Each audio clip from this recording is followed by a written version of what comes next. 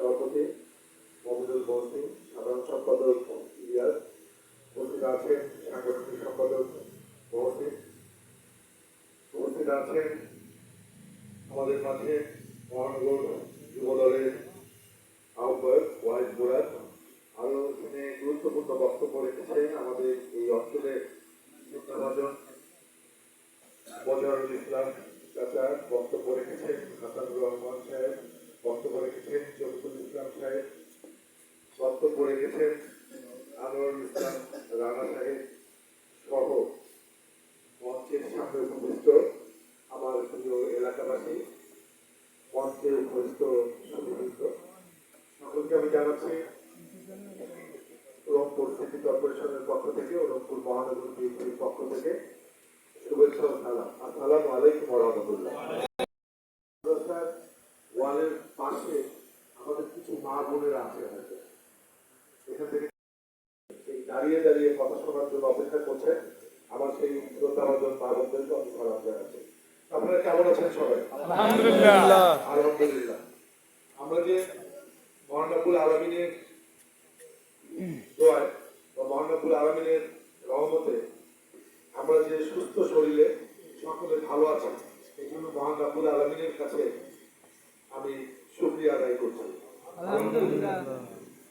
আসলে আমাদের সমস্যা অনেক, কিন্তু আমাদের সম্পদের সীমাবদ্ধতা রয়েছে।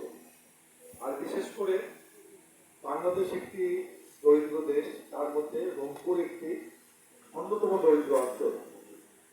দুঃখজনক হলেও সত্য যে আমাদের এই রংপুরে প্রধান উপার্জনের যে বিষয় সেটি হচ্ছে কৃষিকর্ম, তাই না?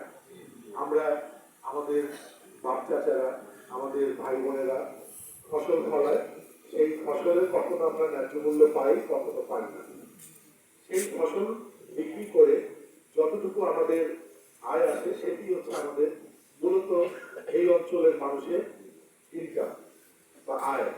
এর পাশাপাশি আর একটি আয় আছে, সেই আয়টি বলাটা খুব লজ্জা, কারণ আমার এই অঞ্চলের বেশিরভাগ মানুষই এই অঞ্চলে শিল্পায়ন না হওয়ার কারণে বা কর্মসংস্থান না হওয়ার কারণে আমাদের এই রংপুর অঞ্চলের অনেক মা বোনেরা, আমার অনেক মুরব্বীজনেরা বা অনেক ভাইয়েরা বিভিন্ন জায়গায় তারা কিন্তু কাজের জন্য যায়, গার্মেন্টসে যায়, ঢাকায় বিভিন্ন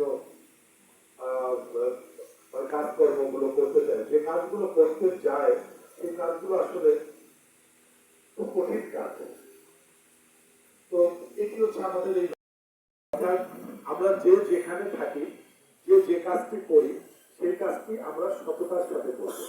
সেই কাজটির জন্য যতটুকু অর্থ ব্যয় হওয়া দরকার ঠিক ততটুকু অর্থ, তাহলে সেই দুর্নীতি থেকে যে অর্থটা আমাদের বাঁচবে বা যে অর্থটা আমাদের সেভ হবে, সেটা থেকেও কিন্তু আমাদের এই অনেকগুলো সমস্যার সমাধান কিন্তু আমরা করতে পারি।